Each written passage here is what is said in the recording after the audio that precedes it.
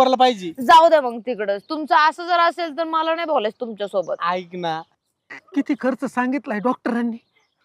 3 लाख रुपये खर्च सांगितलाय. 3 लाख रुपये?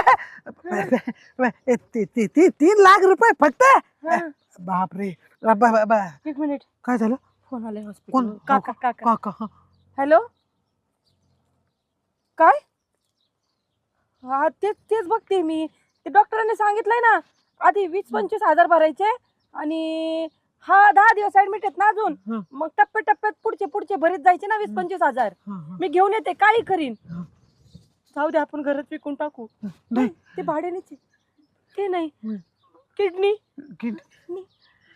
डोळा देऊ, नाही एक हात. नाही, हात नको.